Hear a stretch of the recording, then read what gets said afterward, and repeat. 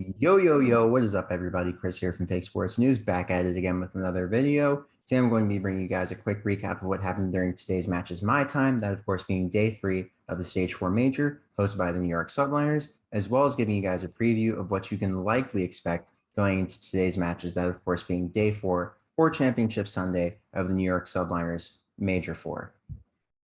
Now that that mouthful of just introduction is done, let's get right into it. So looking at the bracket, as you guys can see on screen, we of course kicked things off today with the loser side of the bracket where we saw Optic Texas taking on the Boston Breach. I thought it would be a 3-2 in favor of the Breach. It was a super, super, super close series. I think the first hard point, there was a difference of 14 points. It went to time on Bocage. The second S&D, the Breach really could have won that one as well. And then in the control, they definitely were in control. I think they went up 2-0 maybe, and they let it slip. So that was really, really interesting to me. And then, of course, in the hard point, it was a 9-point game. They really should have won that to force a game 5, but they didn't. They let it slip, and they got sent home, but they still qualified for champs. So in the grand scheme of things, this was just really good practice for the Breach. And they played Optic really, really, really tight. Depending on what seed they have, they might also see Optic round 1 at champs because I think they got the 7th seed. And based on how they played today, if Optic sees that Breach at champs, they definitely need to be worried. Of course, looking ahead to our next matchup of the day, we had the LA Thieves taking on the Toronto Ultra. You guys know I was expecting this one to be a 3-1 in favor of the Thieves because my justification was that Thieves were stronger than Ultra on all their best maps. And I felt like Ultra just didn't really get tested because the Ravens that they played were not the real Ravens. The Ravens were not on point this weekend. And that's why I said the Ultra were not really looking too encouraging to me. But the LA Thieves beat Faze for the first time ever. And Faze has only looked better since they dropped to losers. So that's why I thought LA Thieves would sweep the respawns and probably lose the S&D. I figured Toronto are such a good S&D team that they would likely take map 2, but that's not what happened. Of course, the LA Thieves just swept all the way through. I thought it would be a gentleman's sweep in the respawns, but Thieves just looked to be the real deal. I mean, they were frying on another level. They absolutely dismantled the Toronto Ultra. Map 2, they 6-0'd them in the S&D, which is really, really big for their confidence. And then map 3, they put them in the dirt. I believe it was a 3-2, but the Thieves looked amazing in that game 3. They also looked amazing throughout this entire series. They were in control the entire time. They never let their foot off the gas, and they just put Toronto in the blender the whole time. So going into tomorrow against the New York Subliners, our hosts, it's going to be a really interesting series. More on that in a little bit after I finish talking about today's matches. Now, in our next matchup, we, of course, saw the Florida Mutineers taking on the New York Subliners. I was expecting this to be a 3-1. I thought the Subliners were just in another league in comparison to the Mutineers, and I didn't think the Mutineers could hang with them at all. I didn't think they had a chance to beat them, really. The Subliners have been on fire, and they're playing really just getting the champs at this point. So they're playing with a different fire under their butts, if you will. And that really carried them through this match. They were absolutely lights out. And that 3-0, I mean, it was a mercy, right? If there were more matches in the series, it would have just been more embarrassing in Florida and more demoralizing. They even got 3-0 in the control. It was crazy. The Subliners really just sat forward and they were like, we're making it to champs. We're punching our ticket here and we're not leaving it to chance. Crim6, man, I told you guys, I told you Crim6 was going to go crazy. He went absolutely nuts. He was lights out. I think he had like a 1.3 or 1.4 KD. He was lights out today. So going into tomorrow, that definitely bodes well for the Subliners because Crim was the only player on the Subliners that consistently played well the whole series. So going into tomorrow, where Paul X, Hydra, and of course Kismet will likely get more involved and help Crim out on the map, I think it's definitely going to be a really interesting series, but more on that in a little bit. I keep circling back to it, but it's just such a big deal. Now looking at our 6 p.m. matchup, we of course had Optic Texas taking on the Toronto Ultra. And after looking at maps, the map set definitely was more complementary to Ultra than I thought it would be. They definitely did well in the vetoes for themselves. And I thought that they had a really good chance to win the series. They even won the control, I'm pretty sure. Yeah, they won the control to make it 2-1. And I thought they were on the precipice of knocking Optic out, but then they let the map 4 slip, and Optic just bodied them. They regained the momentum, and they went into the Bocage S&D red hot, and they put it to bed right there. The Bocage S&D wasn't even close at a certain point. I think it was a 6-2. at the end. So Optic looked really good in the game 5, and I think they'll roll that momentum into tomorrow's matches. But I don't know what will happen there. Now, looking at our last matchup of the day, we saw my home team, Atlanta Faze, taking on the Florida Mutineers. And you guys know I said the Mutineers were going to get double bopped, and they did. So Faze looked really good. They sent Mutineers packing on Tuscan hardpoint. Yes, they won a Tuscan. It did not get down to the last hill in the third rotation on P1. So I was really happy. There was no anxiety for me. They closed it out in 4, and they finally regained form on Tuscan. They looked great. So that's really encouraging going into a series with Optic Texas, who is such a strong Tuscan team. Tuscan is definitely getting through in tomorrow's series, and 100% Atlanta Faze is banning Gabbatu. They have to ban Gabbatu. Optic is such a strong Gab team. They have 3 players that can play the AR role: Scump, Illy, and of course Dashi. And when they play the AR role on Gav, Scump is absolutely lights out. They don't even need Illy to do much. So I know Atlanta Faze is definitely banning Gab in their series against Optic tomorrow, but more on that when I get to it in a second. Now, in tomorrow's matches, we of course will be kicking things off with the LA Thieves taking on the New York Subliners, as you guys can see in the winners final part of the bracket. And personally, I think New York gets it done in 5. I think they win a game 5 against LA Thieves. I think these two teams will be trading back and forth. I think the LA Thieves will likely take game 2. New York Subliners likely come out hot game 1. They might go up 2-0. I'm not sure. The control from the New York Subliners looked a lot better today, but I think LA Thieves, their control is just a little bit stronger and a little bit more decisive, especially after beating good control teams like Faze. So I give the LA Thieves the edge in the control, but I think everywhere else the Subliners have the edge. But in terms of the way that the Thieves are playing, they could really win this series if they play like they have been. I expect them to keep it up. It looks like they finally found their form. And this team, the comp is just so strong. Draza, Envoy, Kenny, and Octane, crazy comp. So it's going to be an interesting series. It's really a 50-50. I think it really comes down to the map vetoes.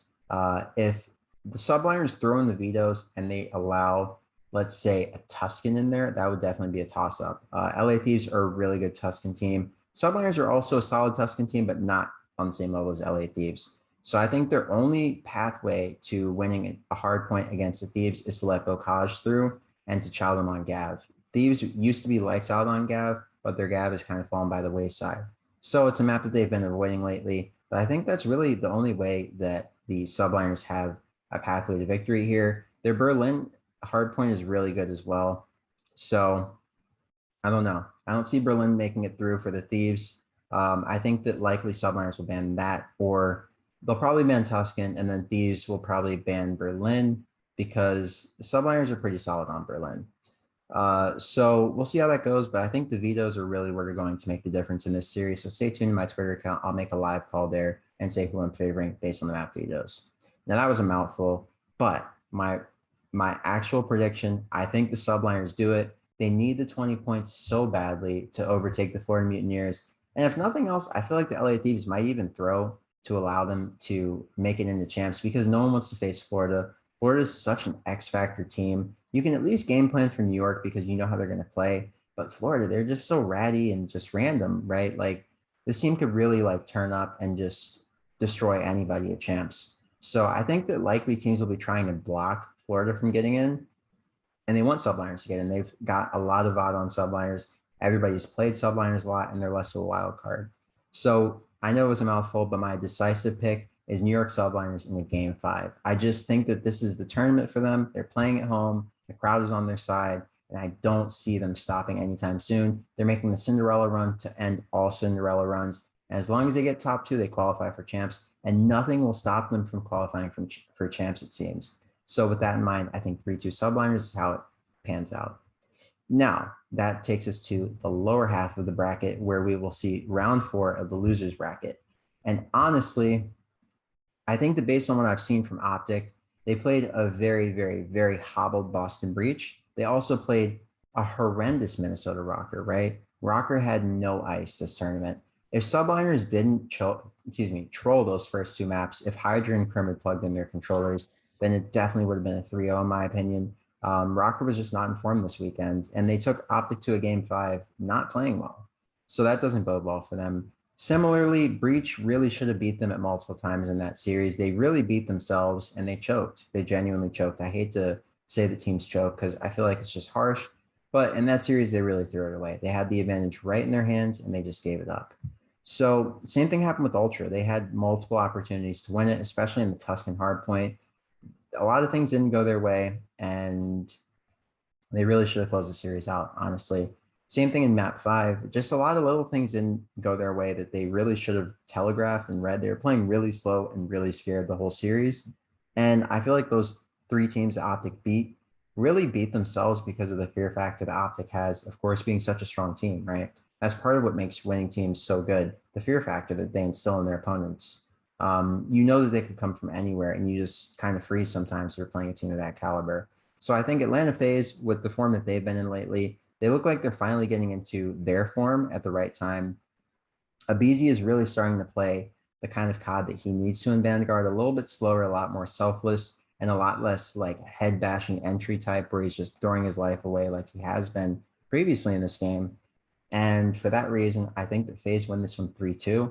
I think this is going to be the first win of the year against Optic. And I think it's going to come at the most crucial time, right? If this domino falls into place, Optic gets knocked out by Faze here. It's really big for confidence going into champs. And I feel like this could really start a downward spiral that leads to a disappointing placing at champs for Optic. Now, on the opposite side, if Optic win this, I don't think it really affects Faze that much because it'll just mean that they're 6-0 against them and it'll be more of the same. So when Faze go back to game plan, they'll still be looking at a 1-5 record, even if they win this. So realistically, they're going to say, you know, these guys have beat us a lot. We really have to go back to the lab, game plan, and be humble. Because that's been the biggest thing for Faze. They've just been game planning, playing really humbly. They don't get ahead of themselves nowadays, and they just take each series as it comes because that's all you can do in Vanguard. So enough of that. That means that in my predictions, it'll likely be a Faze versus LA Thieves winners bracket, losers bracket final. And honestly, I think LA Thieves will bow out here. I don't see Faze losing to LA Thieves a second time. I feel like they lost to Thieves because they had a lot of rust to them in that series, and they just had an off day. Ever since they dropped 2 losers, they haven't lost any momentum. Of course, it's been, they've only improved in each match. So that's why I have them beating Optic Texas here. I feel like their difficulty of schedule is a lot stronger than Optic Texas. Even Paris, I felt like, was a stronger opponent than Minnesota Rokkr at this event.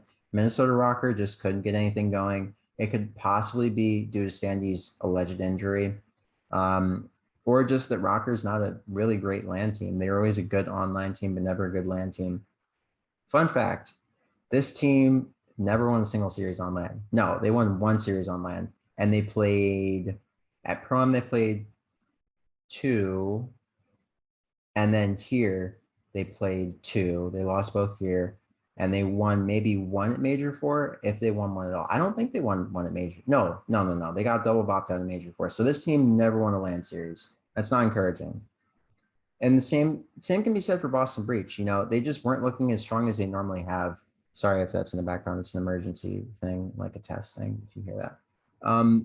But yeah, so with that in mind, I think Faze win this. I think they beat Thieves. I think it's a 3-1 or a 3-2, but it depends on the map set. I think it'll likely be a 3-2 though. Faze is on another level. Thieves is on another level. I think it's going game 5, but I think Faze take it in the game 5. And I think they correct a lot of their wrongdoings in the first series and the second one. I don't see them losing to Thieves twice though. So that means in our grand final, we will see the New York Subliners, our home team, taking on Atlanta Faze. And personally, I think New York Subliners come out and win this one. I've never bet against Faze in my life in any of these tournaments. I've never said that another team is going to win, but I have something riding on this myself. If Faze win this event, I'm really scared that they will not win champs. So I want them to give it up to New York to get it right back at champs. If you know that from basketball, give it up to get it right back. You know what I'm saying? Give it to Ben Simmons. Let him take the 3. You know he's going to brick it. Get it right back, baby. You know what I'm saying? I think that's what they need to do. So I think New York take it 5-3 against Faze tomorrow. I think Faze really need the practice of just getting a lot of reps on maps they're not good at against a really, really, really hot team going into champs. Because you don't want to bow out to a team that comes in really hot because they'll likely be playing subliners at champs. Giving them the confidence and the win that lulls them into a fake sense of security is also really important because when they game plan against Faze, they're going to be like, these guys are trash. We beat them at the major, and they'll catch them slipping.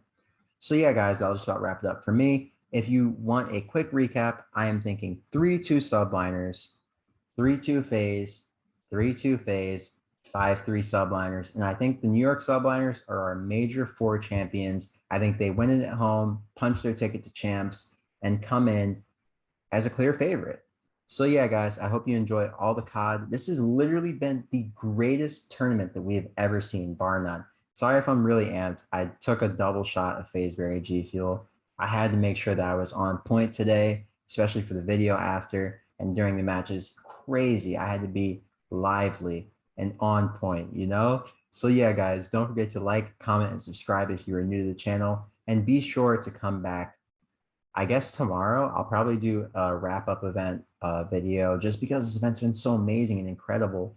So yeah, guys, if I don't do one tomorrow, then I'll definitely do one next week, gearing up for champs. So like I said, have a great morning, noon, or night, wherever you may be on this beautiful planet. Once again, this is Chris from Fake Sports News, and I am signing off. Peace out, everybody. Have a good one and enjoy all the COD today.